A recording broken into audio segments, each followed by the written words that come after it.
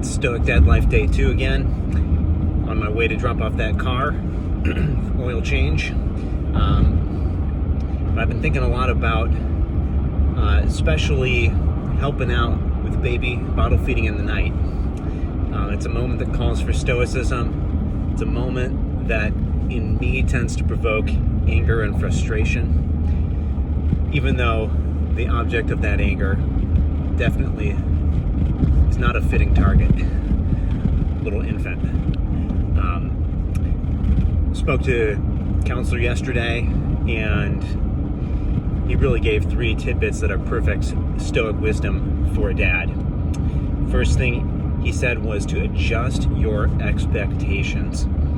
So in those moments in the night, it's the sort of thing we find out what we really think. You know, when a baby cries and you get angry, it says your view of the world was that somehow a newborn infant wasn't going to cry at all. So that's inaccurate just to how they work. So I have to adjust our expectations. We're helping out with a child. They're an infant.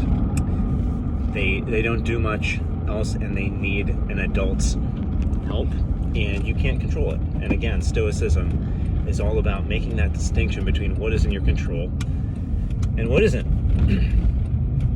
And so the expectation should instead be this baby is going to cry, and I'm going to do my part. So, you know, it's hard to actually adjust those expectations. You can say it, but reinforcing that in the moment, coming back to those thoughts.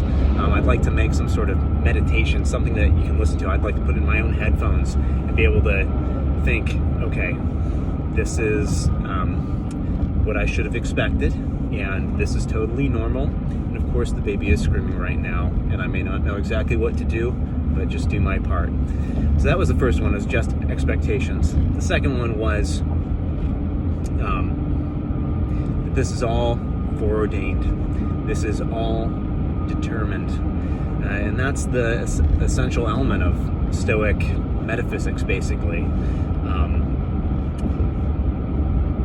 And the anger, we kind of view the world as if it can and should have been totally different. But especially with baby, whether you think of this predetermination as in nature or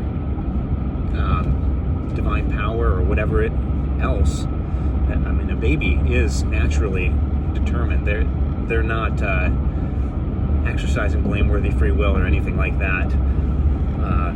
So this stuff is foreordained to take place. This is what your job is at that moment, is to respond to and help in that situation. So come back to that thought as well. You know, couldn't have been otherwise.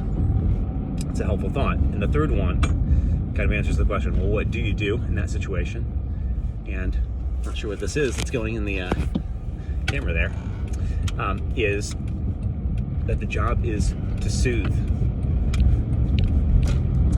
It's to soothe this child. And so often that is what a child needs. And when we tend to anger and frustration, I know that with toddlers, it doesn't go so well. What the child needs is soothing. They need to have a response from the parent that helps them stop crying. And most importantly, your emotional response should not level up to the child's emotional response.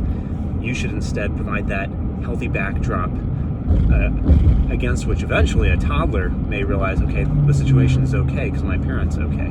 Instead of what we naturally tend to do, which is, by Stoic standards, unnatural, which is to think, oh, this situation is totally out of control, it's horrible. Instead, we need to have an adult and rational perspective, all the more so with an infant, when that, you know, baby's cry goes back right to your amygdala or whatever it is. We need to be calm, and we need to soothe the baby.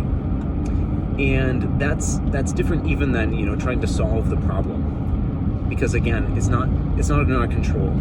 If the baby was pre-programmed to cry the entire night, I couldn't change anything, but it wouldn't make my job to get angry. My job would remain to be soothing that baby.